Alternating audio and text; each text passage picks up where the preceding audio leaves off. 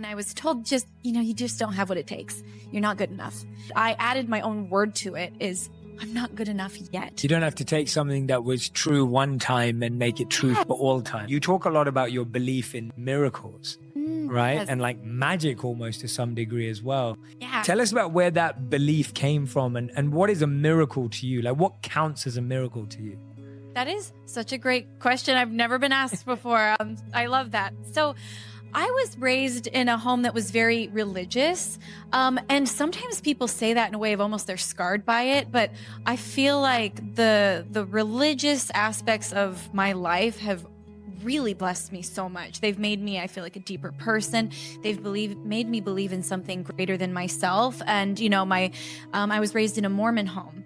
And I really combine the aspects of religion still in my life. I still go to church on Sunday. I actually teach a Sunday school class for the teenagers. And it's something that's only bettered my life. And I think that a lot of times people see religion as divisive.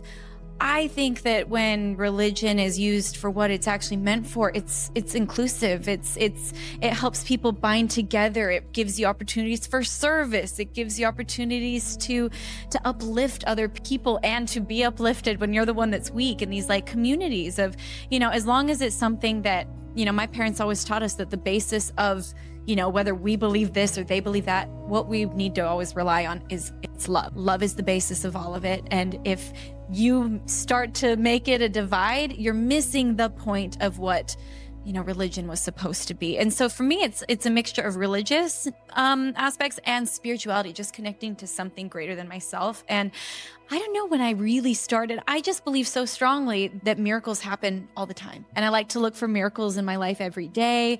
And I think that it really became even stronger for me after I lost people I loved. Because suddenly this other side, like I've heard my whole life that we go somewhere after we die. And when my best friend passed away, and shortly after that, my father passed away, suddenly someone I loved so much, two people I loved so much were on that other side. And I just started to really think, where are they? What are they doing? Like, how close can they get? And I've been given so many little miracles, for lack of a better term, in my life that show me that they are looking out for me. And the more I look for that, the more I see it. And I've had such little, everything from tiny, special, tiny miracles to big things that have happened that just make me feel powerful in a way, almost like I imagine I walk through life with these angels around me that are looking out for me and whispering things in my ear and helping me. And it makes me feel almost like I have a superpower. I'm a superhero because I've got this strength and angels from the other side. And I pray for help all the time from that, asking specific angels. Sometimes it's my grandma I'm asking for help. Sometimes it's, my best friend, my dad. Sometimes I'm like, hey, I want to channel Lucille Ball today. I want Lucille Ball to be my special angel today. I'll ask specific angels for help. I know that might sound weird, but it does make me feel like I go through life with help from the other side and extra power. Yeah, that's beautiful. That's amazing. And I love that you talked about how miracles are both small and big things. That Absolutely. Sometimes it can be the tiniest thing that happens in your day that changes your mood or is like a little lesson or a piece of wisdom or whatever it is. And then it can be something huge, like the great successes and achievements you've had in your life. And I think it's beautiful when we can see miracles in both. Because I think sometimes we're waiting for miracles to be like these big, gigantic changes. Right. And actually sometimes miracles aren't like that at all. Like even sometimes my family all talks all the time about like, oh, our angels are looking out for us because we all have this thing in common that our dad is over there. He's one of our angels. And so we'll always, even if it's like, oh, I remembered right before I left the house that I should grab whatever it is, it's like, oh, my angels are whispering in my ear, Yeah. Like I said, I think that whatever you look for in life, you're going to see more of. And if you are not looking for something, you're going to be like, well, I never see miracles. I never get that. But it's like when you all of a sudden become aware of an artist, all of a sudden you're like, oh, they're everywhere. They're on that billboard. They're on the radio. How come I never heard of this person before? But it's because now they're in your peripheral view. You've seen them. And I think it's the same with gratitude or with miracles or with whatever it is you're looking for in life. If you look for it, you'll see it. That's such a great point. The way to test it is if you ever buy a new car or an item, right? Yes. If you ever buy a new car or you're thinking about buying a new car and then you go on the road, you see that car everywhere. Right. And it could be a rare car. It may be a common car, whatever it is, but it is exactly that. Whatever's in your peripheral view, you start to see it everywhere. Mm-hmm. And I think the point you just made is so beautiful because I think sometimes it's like when you're rushing out the home and you notice you forgot something, it's almost like, oh, I forgot it. Like, it's almost like a negative feeling. Right. Rather than like, oh, thanks, I remembered, right? Like the way you're seeing. Right. And it's so interesting because it's such a small thing and we do it every day. I know I do it sometimes. It's like I get downstairs, I'm about to get in my car and I'm like, oh, I forgot my wallet or whatever it is. Right. Rather than, oh, I'm so glad I remembered, rather than getting to the That's really store. interesting. Yeah. Right? Yeah. Or even having a moment to be like, oh, thanks. You know, Yeah. thank you, my angels, or whatever it is that you see as your, thank you, my brain, for being smart and remembering, whatever you want to see it as. I like that. Yeah. Well, you said it, oh, not well, me. you put it. Anyways, that's cool. And one thing that I think has helped me so much, I talk about all the time, is my gratitude journal has been very transformative in my life. And this, I didn't realize something so simple would make such a big impact. And it's things like that where automatic responses start to become more gratitude based than negative based. And it's exactly like you said, the same exact situation where I can be like, I am so stupid that I always get to my car and I forget something, or, oh, thank heavens I remembered before I left, and I've noticed a shift happen in my mind of all of these little tiny things that happen automatically now that turn more towards an optimistic attitude rather than a beat myself up attitude or a complain attitude. All because I practice every single night for 5 minutes before I go to bed, just several things I'm grateful for. And it's just those little tiny things that make the biggest difference in life. And I often think that when we want to change, I think sometimes I used to be like, oh gosh, I've got so much work to do. And I have to change everything in order to be a better person. But it's like, no, it's tiny, tiny pivots, tiny, tiny tweaks, little things that are going to just make these huge impacts over time. And it's all about just one pivot at a time, not shifting everything. Absolutely. When did you start your gratitude journal process? When did that become a regular habit? 2 years ago. Oh, wow. It's been a long enough time to practice it, but it's been fairly recent in your life. Right. Yeah, and where did you get introduced to it, and why was it just you read an article or a book, or you heard it somewhere, or was I just heard it enough? I Yeah. think, I'd heard enough people say that this is a good practice to do, because I'd listened to a lot. I like to fill my life with positivity, whether it's reading Brene Brown books and on Audible as I drive in my car, or listening to podcasts. And I feel like the more I fill my life with positivity, the more positive I am, obviously. And so this was something I just kept hearing about. And every year I like to pick a word. And last year, as a result of kind of starting this gratitude journal, I decided I'm going to dive in. My word for last year was gratitude. And it was really nice and I think that's a really good way to approach New Year's resolutions, because you can make tons of little goals, but they all my goals always focus around my word for the year. So it's this is my big goal. And then I'm going to just make lots of little things will hopefully lead to that. And anyway, so that's when I really dove into it. It was we're doing this. I'm going to visualize it. I'm going to write it. I'm going to be it. I love that. And how many things do you do every night?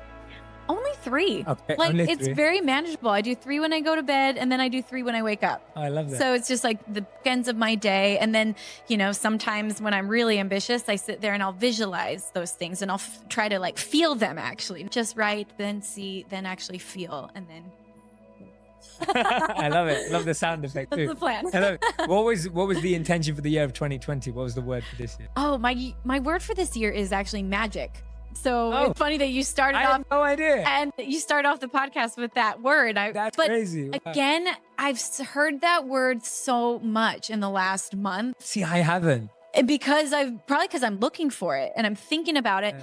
And the reason I chose magic is I feel like I don't even know how to describe it. I feel like I used to live a little more magically, where I made big wishes and I dreamed big. And, I didn't even realize this, but someone was telling me that every 8 years, it's a year of manifestation. And I guess this year is one of those years. 8 years ago was a year of manifestation. So I was looking back at 8 years ago and the things that I believed I could do, the things I wished for, the things that were on my radar.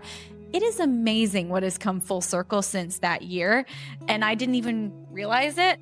But I used to be so good at making wishes and believing full-heartedly that I would achieve them and that they would come back to me. And because I believed in good things came. And not that I'm a pessimist, I just feel like a little bit of that, dreamer in me has become kind of realistic.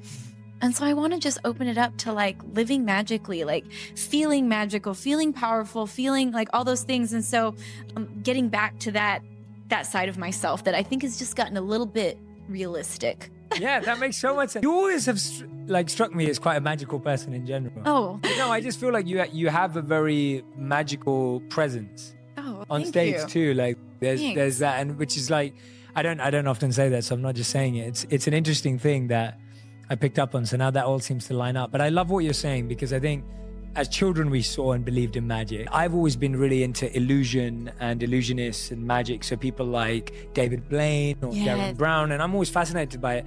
And the truth is, as you become older, you want to know how it's done. Yeah. Whereas when you're a kid, you just appreciate it. And you just, wow, that's mind blowing. And I think it's almost like you're like that. Like even whether you're on a ride or you're in a movie or whatever it is, like your adult mind just wants to figure out how everything's done. But you lose that sense of magic. You lose that sense of spark, of feeling of wonder. Just allowing yourself to just be like, actually, it doesn't matter. I don't need to know. I'm allowed to experience. And I think that is one of the most important things that made my career happen, is that when I first started, I wrote my first album never having written a song before, like my own composition. Never, like I wrote my first 12 songs, or all the 12 songs that are on my first album. That album changed my life. It took me literally across the world. It went gold in multiple countries. And I had never written, I'd been a musician my entire life, but I didn't know the rules of songwriting. I didn't know the rules of how to market an album. I just worked my butt off, and I believed that it would happen. And it happened. And I think that, looking back on my beginnings, especially, a girl that was like, I want to kind of invent my own genre, music, of playing electronic violin music, all instrumental, and I want to dance while I play, and I want to tour and wear fun costumes. And what? Everyone listening to that will be like, yo. This girl's insane. And I know that because I sat in front of people and tried to pitch what I was doing. And I showed them videos of me doing it in my living room, being like, see, this is the vision. And, I went to record labels and managements, and no one believed it. But there was something inside me where I believed it so strongly, because I just had that magic inside of me of no, I know I can do this. And I made big wishes. I made big plans. And when you don't know what's possible and impossible, sometimes you end up doing the impossible. Yeah. And I look back at just, and what I've gotten to do with my life and in the last 10 years. And I'm just it was kind of impossible, but I didn't know that. And so, yeah. What have you found happens when you believe something, but it doesn't necessarily happen at the right time, or the time you wanted it to? Actually, not the right time. I take that back. Yeah. It's almost like that feeling of, what I mean by you is I agree with you. I think that belief is so powerful, but sometimes people will say, well, I have this belief, but it's not happening, right? Or maybe you've had a belief at times, but it didn't happen in the way you thought it was going to happen. I have so many stories I can think of. Which one do I tell? Yeah, whichever one. I think the most, the biggest one I can think of was when I first started. I wanted, I had this dream of what I wanted to be, what I could see, and it's what I am now. That's what I saw in my head. And I tried all these different ways to get it out there, and every door just closed in my face. And the most public one and the most dramatic one was I auditioned for America's Got Talent. This is in 2010. So this is 10 years ago. And, I made it all the way to the round where it's live. There's I think it was the top, the semifinals, whatever. And now at this point, America calls and they vote for you. It was really exciting. And in my mind, all I wanted to do was win this show. I knew that if I won the show, my life would change forever in an instant. And, you win $1 million, you win a Vegas residency, it's a big deal. And they kind of also drill it into your head that this is the biggest moment of your life. Don't blow it. And so here I was, I'd never really performed in front of any more than 100, 200 people. And here I am on this live stage with millions of viewers watching. They even told me before I stepped on the stage, there's 11 million people tuned in right now. Good luck. What? So I go out there, I'm in the middle of my performance, and I hear a buzz, and that means I got X'd. So not only was it, in that moment, I knew that I'd blown it. I'd blown the biggest moment of my life. And I walk up to the judges after I finished playing, and I got told that I sounded like rats being strangled, It was on live television. Like everyone I know is watching, including a lot of other people. And, and I was told you just don't have what it takes. You're not good enough. And I was devastated and humiliated. Really bad combo. Oh, wow. And and I remember I went backstage afterwards. Like I held it together on stage, like trying not to cry. And then I ran into the bathroom because that's the only place you could be alone. And I just sunk to the floor and I sobbed. Like I sobbed the ugly cry for a long time until they came in and found me. And they're like, we're closing up. Like, you got to go. And so, I packed up my little violin and I just honestly didn't know if I could get on a stage ever again because I was just so embarrassed. Like, even embarrassed in front of my family. And even though they were like, you were great. We love you. We're proud of you. It was just, I just was like, I don't even think I can look myself in the eye again. But there's that inner voice, whether I call it my angels or whether you call it your gut or whether you call it intuition, whatever you call it, we all have it. And it told me, you're not done yet. And sometimes that voice will be like, it's time to try a different road. Like there's different things, but listening to your inner gut will always tell you where you should go. And at this time it's not over yet. And, I kept moving forward and I ended up shortly after that, trying several other things and then discovering YouTube, which this was the early days of YouTube. I put some videos out. They went quote unquote viral for the time and it changed my life. And looking back on it, like, thank heavens I didn't win America's Got Talent. Like, thank heavens I did not. You're locked into these contracts that are really rough.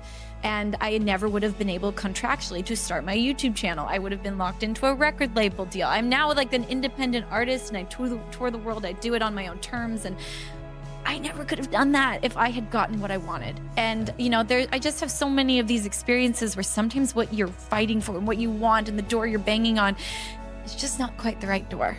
You just got to turn a little bit. You got to listen to your own voice that tells you where to go. Is it time to try something else? Is it time to keep pushing? Is it time to just accept where you're at? Like whatever it is, listen to your heart because it will never lead you astray. Maybe it's just not the right door. Maybe it's just not the right time. You're amazing. That was awesome. That's so beautiful to hear. We have so much more in common than I knew. Oh, really? Yeah, I can relate to so much of what you just said right now. And I've probably said it in other interviews that I've been in. Just that feeling of what you explained of how sometimes what you want is not actually the best thing for you. And I've been in that position so many times. And I literally said this to someone a couple of nights ago. I was like, if I got everything that I wanted, most people wouldn't know who I am or what I'm doing or anything. I would have just ended up in this weird side job that I just thought was the dream, when I was trying to break through and get people to listen to me. And the amount of doors that were shut on my face just in the way you've explained, where I've always talked about YouTube was like my last option. Yes, it was definitely I'd done everything. Sorry, YouTube, we were not my first choice. It was like, it was like one of those moments of just like every door had been shut. It was like, at that time, 10 media companies had told me that my inspirational video ideas were not good enough. I had 3 execs tell me I was too old to be in media. I was 28 years old. And they're like, you're too old. Everyone who's trying to get into media is 21, 22. And they were like, just start a blog or just do that. And then everyone was like, there's no careers in media. Like there's no, and you don't even have a communications background or a media background or a film background because that's not my background. Yeah. And so it was just, for me as well, there was just one option. That option was to try and do it myself. Yeah. And so when I'm hearing you speak, I love hearing someone else say it because it's kind of like reaffirming for me to hear it from you. Yeah. That something as big as winning America's Got Talent, which is huge. Yeah. But in your experience, you've even found that wasn't the end of the road. Right. Not winning that. And I think that and actually I find, and I've said this to people before, sometimes it's the people that don't win that go on to do more incredible things than the people that win. And I wonder if it's partially because it gives you this little this little, and for me, I think in that experience, looking back on it, a lot of times people are like, what were they thinking? They didn't see what you had. How could they have been so wrong? But they weren't necessarily wrong. Agreed. You know what I mean? Like, looking back at that video, I really didn't perform well. Like, I was a baby in it. I was terrified. I hadn't really earned my stripes yet as a performer. I was too early on that stage in where I was at as like this, you know, I just come up with this idea of dancing and playing, and I was kind of awkward at it, really awkward at it. So they weren't wrong. And when they said you're not good enough, they weren't exactly wrong. They didn't have to be mean. But the point is, though, that I added my own word to it is, not good enough yet. And sometimes when people give you harsh critique, it's easy to like take it to your soul of like, that's who I am. I'm not good enough and I'll never be good enough. But no, it's tonight you weren't good enough. That's okay to say. And that's okay to accept for yourself. Tonight, I wasn't quite what I wanted to be. Yet. I will be better tomorrow. I'm going to show up. I'm going to work hard. And now I can say, honestly, when I step on a stage, I've earned my stripes. I worked my butt off. Like, not only to like, you know, create all of the social media stuff and learn how to live in that world, but honestly, just in my skills and my craft, like I've honed in, I still practice it. And so now it's like, yeah, I now have earned my place in this entertainment world. And just because I wasn't good enough yet back then doesn't mean I would never be. Just because you're not where you want to be right now doesn't mean you're not going to get there. And so, yeah. Yeah, you don't have to take something that was true one time and make it true for all time. So often we take something that was said one time and we're like, okay, that's true for all time now. And that's it. And there is no reality. I love what you just said about adding the word yet to the end and about accepting that it's the same. Like, do you mind if I share my version? Please, I don't think I've shared this before. So I want to please share it because you're inspiring me to share it. So I was working for a company and I was doing extremely, extremely well there. But I felt that I wanted to leave to work on my passion, which was create videos and share these ideas that were inspiring and motivating, and I believed would help people in their life. I hadn't yet made anything. And the company asked me to create my ideal job profile. And so I created it, which was interviewing people like this, creating videos that help educate and inspire and inform people, and making content in a way that people would feel better and be impacted by it. And I remember speaking to the chief marketing officer of this company, and I was on the phone with them, and they were looking through my list of my ideal job, and they said, Jay, so you want to be an influencer and you want to be a celebrity? And I said, no, that word was not on my list. It was like, no, I want to do interviews. I want to be a host. I want to be a content creator. I want to edit these videos. And they said, no, you want to be a celebrity or an influencer. And I said, no, I think you've got it all wrong. I just really believe that I should be making content. They said, well, we don't have space for celebrities and influencers at this company. And literally it was phone down moment. And I left like a week later. Now, so many people since that day have always said to me like, oh, don't you want to go back and show them what's happened and tell them? And I'm like, I want to go back and thank them.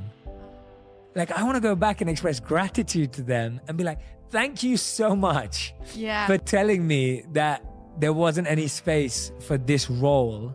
I still don't see myself as an influencer or a celebrity. That's not the point. But I'm so glad that I was told that this role didn't exist there. Because if it did, I'd still be working a full-time job, having to create content that was right for that place, and not being able to, same as you said, being an independent artist, getting to create content that I really believe in and that I really love and that can spread all across the world. So anyway, I'm grateful that, thank you for... No, I love that. It's just this idea that the doors that close that are devastating are oftentimes the best thing that could ever happen to you.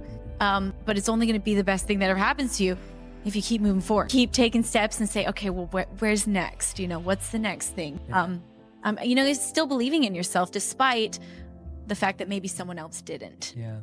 I'm inspired. Just sitting next to you, I'm so inspired. No, honestly, like you just like put my soul on fire. It's amazing. It's like, anyway, it's awesome.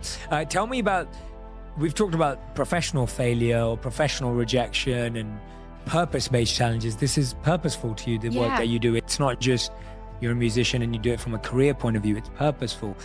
But tell us about the personal challenges that you've broke through as well. Like you've battled with anorexia, and that, I mean, I'll let you tell me whether that was harder or easier than a professional challenge, but it sounds like it's a lot harder when it's personal and with you and your body and your mind. I mean, tell us about how you went through that experience and how you overcame that. Yes. And I actually love to talk about this because so many people, to some degree or another deal with this, whether they are diagnosably anorexic or whether they just some days hate their body. Like, I think that a lot of people deal with this. And I think depression is something that, whether it's like clinical depression or chemical, or whether it's just situational, like everybody deals with that at times of their life. And so I think it's something that's so important to talk about and like learn for yourself and understand how you go through these phases. And, I realized when I was in college, I was, I think in the middle of college when I finally came to realizing, oh my gosh, I'm anorexic. And it took a while to come to that realization because I had been depressed for a really long time. And it happened so slowly that it just consumed me. And I would have defended it forever, being like, no, I'm just really healthy because I was exercising all the time and I was eating like a bunny. Like I was eating all like vegetables. And, so I would have defended it forever that no, I'm just healthy. But I finally had this moment where I realized that I had sacrificed everything for this. And it happened, the realization for me happened in the most simple moment, and it makes me really emotional. But my sister's my best friend, and she was my roommate at the time. And all of our roommates, we were all really close, really good friends. And I heard them all laughing in the other room and just talking. Someone was telling a funny story about a bad date or something. And they were all laughing, but I just didn't even have the energy to get off my bed to go in and join because I also just thought like they wouldn't even want me to join. I just was so depressed. And then my sister came in the room and sat on her bed. And I looked at her and thought, I don't know when we became strangers, but I don't even know how to talk to her anymore. And it was because I had gotten so consumed in my mind by like anorexia is fully consuming. All you think about is yourself. All you think about is your next meal. All you think about is what you look like. Like it's, it becomes a very selfish disease that is very isolating. And it's not like you're selfish in the terms of like, oh, I'm awesome. Like it's selfish in the terms of all you can worry about is yourself because you're so consumed. And so I didn't even realize, but I was like, I don't remember the last time we had like a real conversation or laughed or talked together. And that gave me the courage to be like, something is wrong. Something is definitely wrong in here and I need to figure it out. And so I started going to therapy because I was finally willing to fight for happiness again. I realized I was sad. And it took me about 2 years to fully come out of this first cycle of like, depression and pull out of it and come out of anorexia and become like, oh my gosh, I think I'm healthy.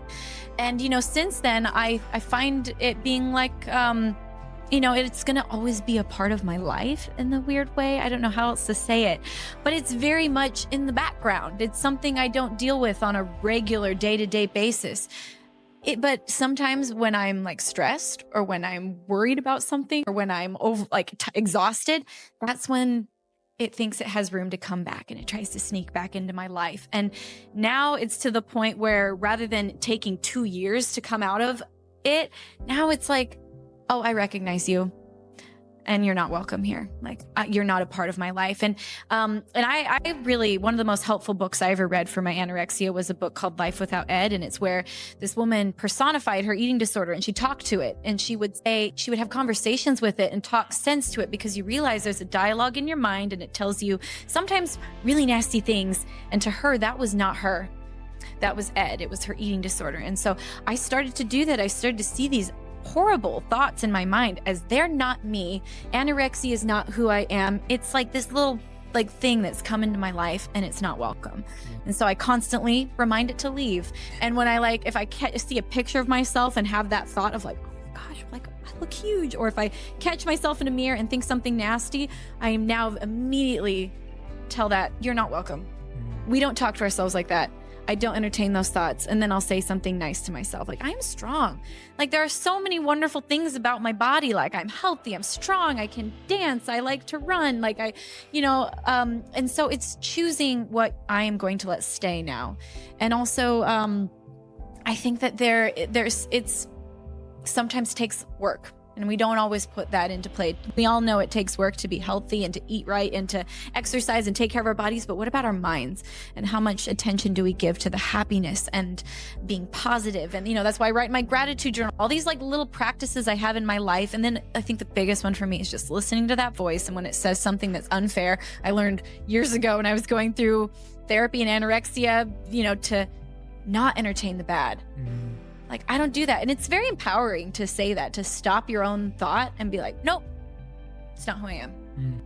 Self-love, that's what it just all comes down to. That's great. I love the way you've broken down the process for all of us. And thank you for the recommendations on the books too. It's always, I know the audience loves hearing what books help and work. And so if anyone's struggling with that in particular, it sounds like a fantastic book that really helps you understand the voices in your mind and your head, and recognizing which ones are not you. That's 100% true.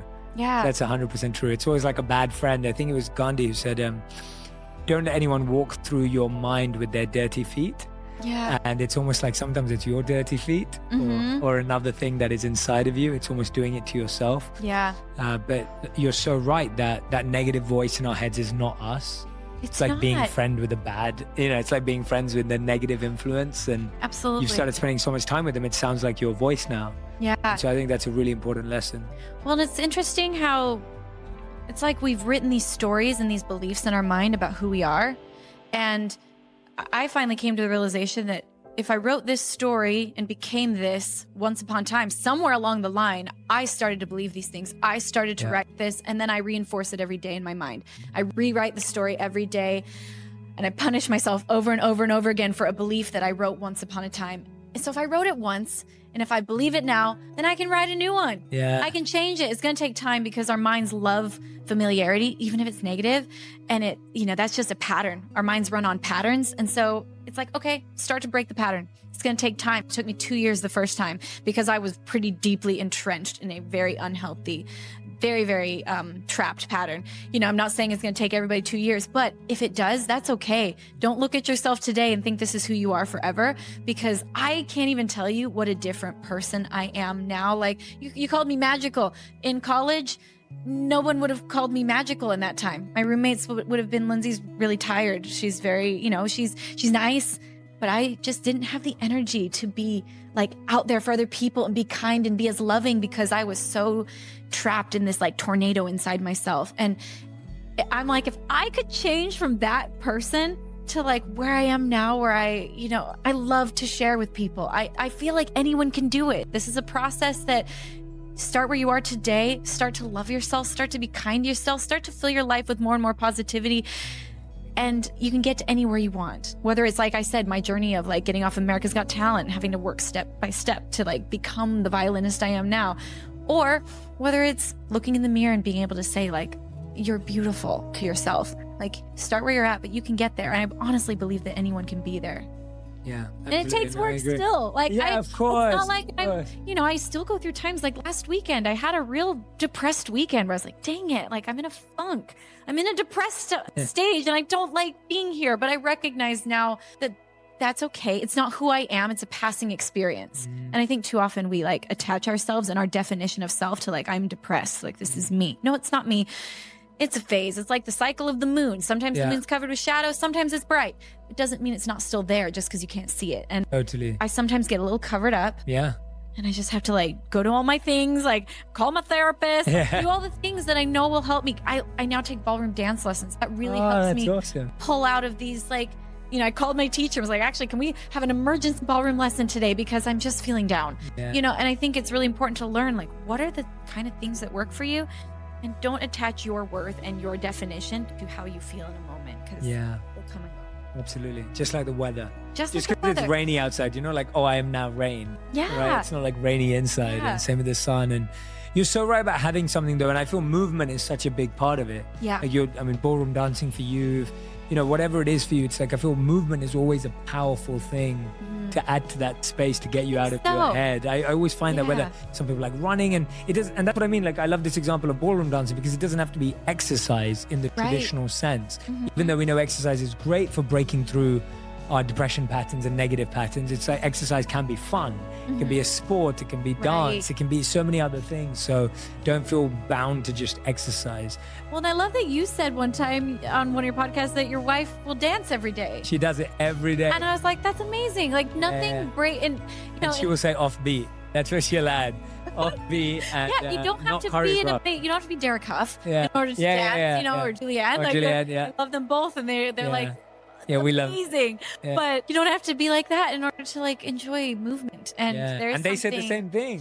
Yeah. Even Julianne and Derek would say exactly, we had Julianne on the podcast. Yes. And so she said the same exact thing. She was just like, yeah, like you don't have, she wants people to just move their body naturally. Yeah. No, I love that.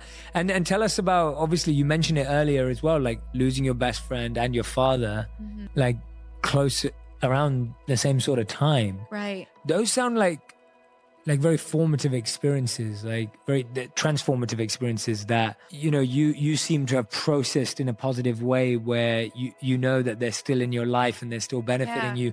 What was it like going through that loss and how were you able to use it as this now, not just feeling, but this genuine reality that you experience with them and still being involved in your life? Yeah, you know, it was so formative in a way because I feel like, I'd never lost anyone before that. And I feel like it gave me this very strong empathy that I never had before, where now I just feel things a little deeper. Honestly, like my emotions now are always like right up to my eyeballs. I'm like a second away from crying all the time. Not in a bad way, just like whether I'm watching a horse movie, you know, and like the racehorse is about to win, like, oh my gosh, tears will flood. Or whether like someone's telling me an emotional story or like I cry on stage all the time. Like just telling my fans I love them, I start to cry. I love that. You know, but I just feel things like I've always been a very feely person because I'm an artist, but like there's a depth to it now. And I think that going through hard things can either give you like, it can either make you harder and tougher, or they can make you stronger, you know. And I just think that sometimes we feel like these hard things, like they harden us, but I almost feel like it made me softer going through this. And I honestly think it was my religious beliefs and my spirituality that pulled me through it, and turning to that rather than turning to anger. And I remember actually one of the most beautiful moments of my life was it was my sisters, my mom and I, it was my whole family were sitting around my dad's hospital bed as we knew that it was his like last moments. You know, we weren't sure when he was going to go. We weren't sure if he could hear us or not, but he had quite a long battle with cancer that was really hard to watch. And so as he's laying in this bed, not looking like my dad anymore, we sat there and we were just in silence, like not knowing what to say. And then one of my sisters was like, you know what, let's tell stories about dad. Let's tell like some of our favorite moments. And we just sat there and they started a little like, I remember one time, and then before you know it, we were laughing and we were crying and we're all holding hands as we're telling these stories. And in that moment, this shift happened in me where I went from this bitterness of like, how could this happen to my dad? This smart, strong, like the best man I know, funny, like he made me who I am. And rather than being angry at what had happened to him and at what I was losing, I just became so grateful for what I had, which was like a lifetime of memories of the most amazing father and the most amazing family that I still had. And then also that I will always still have my dad because I believe he's with me and he can help me now in ways that he never could have when he was in his mortal body. Like he can really be there to comfort me at any time. And I really think that that was one of the biggest shifts that got me through this experience, was realizing to have gratitude for what I have, not only had, what I have, rather than the things we've lost, because abundance and lack of abundance exists around all of us all the time, whether you're the, billionaires of the world or whether, you live somewhere remote in a hut. Like we all have abundance and we all have lack of abundance, and it's up to us to choose where we are going to look, because at the end of the day, we all just want joy. We all just want happiness.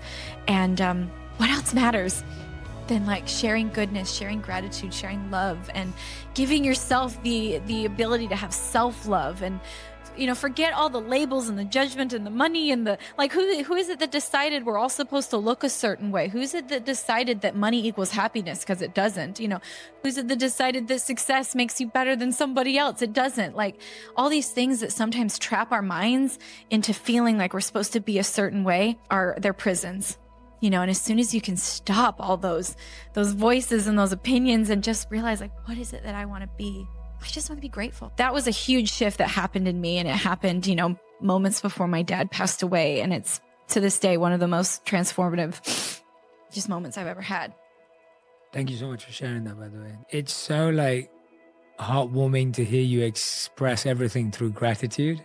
Like you can tell how much you've processed everything through gratitude, even the toughest moments of any one of our lives. You know, for anyone who's lost someone in any way, anyone who's listening or watching right now, you know that it's not easy to do that. But the fact that you've been able to fuel every situation in your life with gratitude is an amazing lesson for all of us. Like it's amazing. Oh. It's really, really beautiful. And it's such a wonderful reminder for us all to follow that example in all of our different challenges and situations in life. And you're just saying there that, you know, it's all about being joyful and etc. And like this new album that you've made, Artemis, is obviously, you say it's one of the first albums that you've recorded from a place of joy.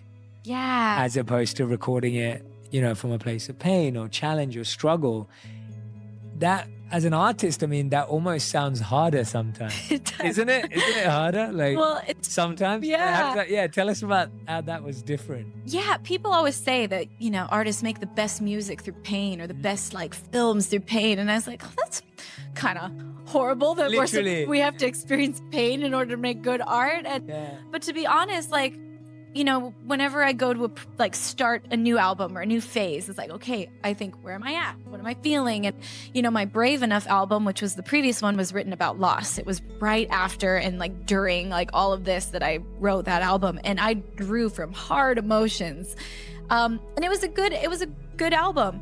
However, I think that this album, Artemis, I think it's my best album I've ever done. And it was really exciting when I like went to think about, okay, where am I at? What am I drawing from? And I thought, I'm in a place of joy. Like, this is awesome. I get to write about like being in that place, not just hoping to be in that place and like the strive to get there, but like I get to write about it. And I called the album Artemis because Artemis is the goddess of the moon. Mm-hmm. And I've really come to appreciate this whole analogy of what the moon represents to me now. That I mentioned it earlier just briefly, but that the moon goes through phases. Sometimes it's bright and it lights up the whole night. Like you can literally walk by the light of the moon. Other times it's covered in shadow and you can't even see it. Yeah. And, you know, after my best friend Gavi died and my dad died, I was in a little bit of a shadow for about 2 years. Like I was in quite this like, you know, a little bit of a situational depression. And I had kind of accepted that, like, you know what? I think loss changes you. And I think this is the new me. And I just need to get used to her. And that rose tinted glasses version of myself, that kind of magical person, I think she's gone. And that, okay, this is me. And then after about 2 years, I just felt myself come back. It's like the eclipse was over. And I was like, oh my gosh, it's not that I was gone. I was just covered up by a little bit of shadow. And that's okay. And that's why I always like now think about like depression and all these things of like, they're not who you are. They're passing phases, whether it lasts 2 years because I lost the most important people of my life, or whether it's, you know, just for some reason you're having a really hard time. It doesn't matter. They're not who you are. And if you keep working on yourself and doing the things that you know help, whether it's dancing in your living room or whether it's going to therapy or writing your gratitude journal, just like doing those things. If you keep working on yourself and living with hope, you will find your full light again, just like the moon always returns to its full light. And that's what this album Artemis kind of was all about. It was about coming to full light and expressing that. And it was also really fun because I wrote a comic book like as a partner piece to the album, and I'm actually still working on the first issue's out, but it's a 6-series comic. But it was so fun to write, like inspired by characters and the theme and like, you know, this like story that I got to develop. I think it's really important as an artist or as just a person. You know, sometimes we feel like we're running in a hamster wheel a little bit. It's like, okay, I mean, I like my hamster wheel and all, but like I've done this, like this was my 5th album. So I was like, how can I make my hamster wheel feel slightly new? You know, and you know, it's not like I had to just be like, I'm done with music and I'm trying something else. It's like, no, I just need a slight shift to make this feel fresh. And for me, that did it for me. Just having a story and a comic book and like writing a music almost as if it's a score for the comic book just made it all feel really fresh and fun. Yeah, that sounds so innovative. And I love the analogy of the moon because for me, it's like, that's such a beautiful way of looking at life. Like you don't judge the moon every day. Right. Right. Like you don't go, oh no, it's a half moon today. Or like, oh no, it's covered today. Or like, oh no, it's full today. It's like you realize that it goes through phases. Right. And it's the same with ourselves. Like we're gonna go through phases, and you're gonna be full of light one day, and one day you're not, and it's gonna come back around, and it's okay. It's okay. Every phase is okay. Every phase is okay, and every phase is still beautiful and useful and has a purpose. I don't think it would be possible for the climate for the moon to shine the same every day. Like I don't actually think it would be scientifically possible for that to be a good thing because of where it's got to shine and movement. When you look at how the design of the universe is so perfect that if you took it out of alignment of the way it is, actually it wouldn't be that way. Right. Well, and as you were saying, like some of the shadowy moments of your life, you know, metaphorically, they're the ones that taught you what you need to know. They're the ones that gave me empathy. They're the ones that made me really dig my heels in and be like, I'm going to work really hard so no one ever tells me I sound like a drowned rat again. Like, you know, whatever those shadow moments are, they're important in your phases too. Yeah. And they make you really appreciate like when you do get to fully shine, you know, and also I just like that even when the moon is half covered up, it's still shining. It's still shining. It doesn't give up just because it's, you know, halfway covered. Yeah. And it shines in the areas that it can. It shines wherever it can. Yeah. And we can do the same thing, and we can all bring light to darkness. That was another thing I love about the moon. The fact that it's so brave and it faces the night, whether it's a full moon and it's like, I'm powerful, or whether it's a sliver, it still shows up to give all the light it can in the darkness. Yeah.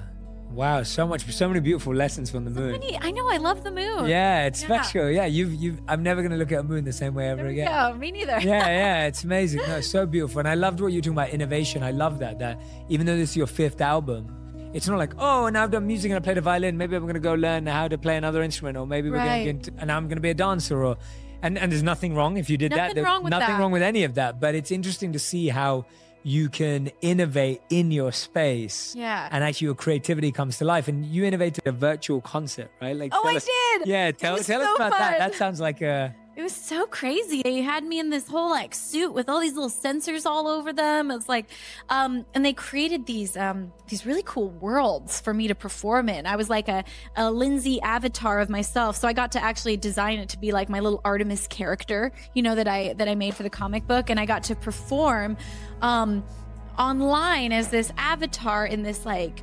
futuristic cool world with, you know, and it's fun because, you know, in a live show I can't be like, let me spin through pedals and have them like float around me and like let's have lightning go to the beat of the music, but like, you know, whatever we wanted we could make it happen because it was a virtual world, and it was just really fun to have fans live all over the world. They're tuning in from, you know, whether it was some from Russia, some from South America, you know, some from LA, and it was just like all over the place. And, you know, getting to have that moment together was really just different. And also it was really funny because, you know, I've done a lot of shows in my life now at this point, and doing an actual concert to like, there was like hundreds of thousands of people watching, but yet I'd finish a song and it was just like 6 people in a room with me that were like,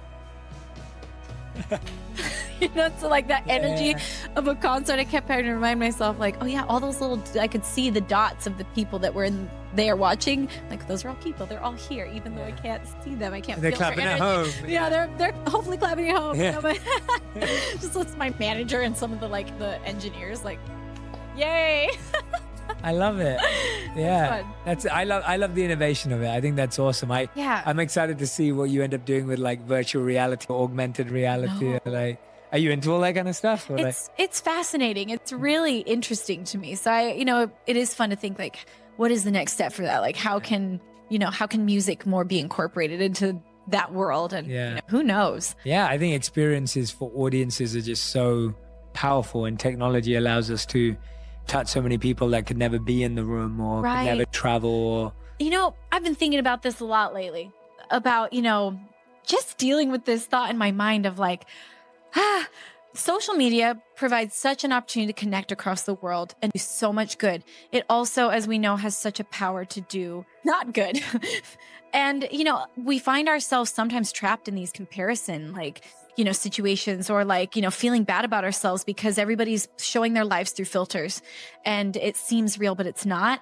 And I've really been thinking a lot lately. I'm like, am I a part of the problem of social media, or am I a part of the good? And I think the answer for me after thinking about it more is like, okay, I think I do feed some of the problem because I think I do a lot of the good. I try, but I was like, you know what? I'm sure my fans look at my pictures that are like from photo shoots or like my polished music videos when I like took hours, literally hours to get ready, like my hair, my makeup, body spray, like, I like look good when I show up on set. Your music videos are amazing. Thank you. Yeah. I love making my videos. Yeah. And I'm like, oh my gosh, I'm sure people compare themselves the same way I compare myself to people's filters.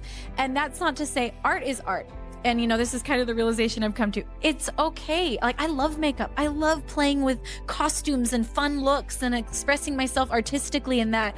However, if I'm going to do that, I need to be okay with the other side. I need, for me. And so I've realized I've made this new goal of trying to just showcase some unfiltered life online. And that's a little vulnerable for me because I don't have flawless skin. I still get I'm 33. I still get breakouts. Like what? Everyone lied to me and said that was a teenager thing and it never got left behind. But, just showcasing and realizing that it's fun to get dressed up. It's fun to do all that artistic stuff, but it's only fun if you're okay without it.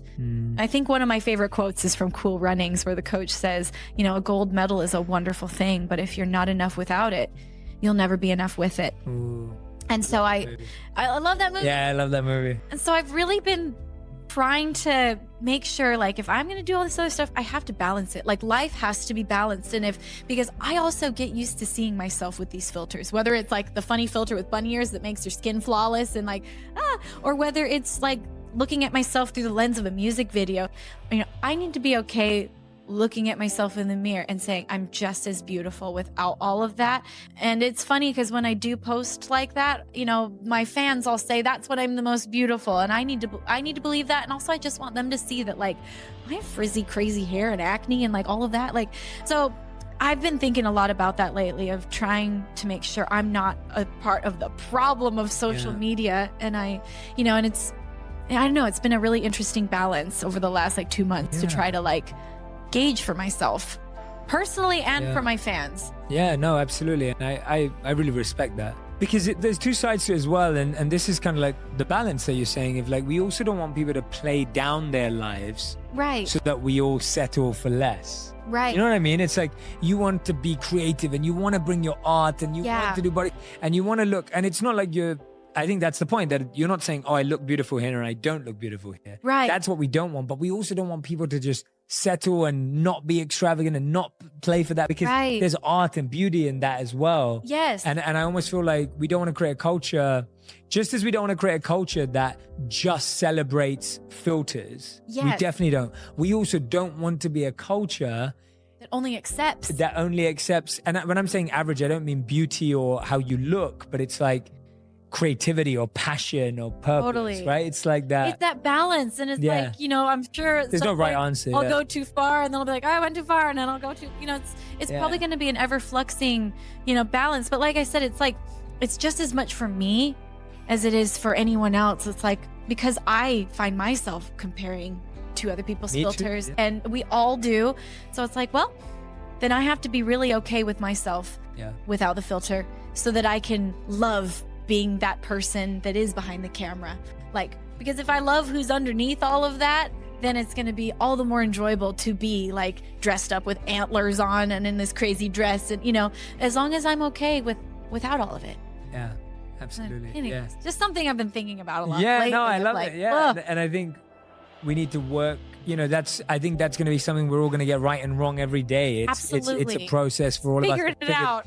Figuring it out. It's the same for me. It's I want to give as much content to remind people of the work we need to do. Right. And at the same time, give enough content that also says celebrate who you are. And it's it's the both, right? Because you need to take a pause. There are days where I'm I just need to celebrate and I need to be really grateful for where I'm at. And they're no, I need to start working now. And you need both. And it's never right to just do either or. Because if you just celebrated all day, you just be complacent. Yeah. And if you just were hard, tough love with yourself every day, you'd get worn out.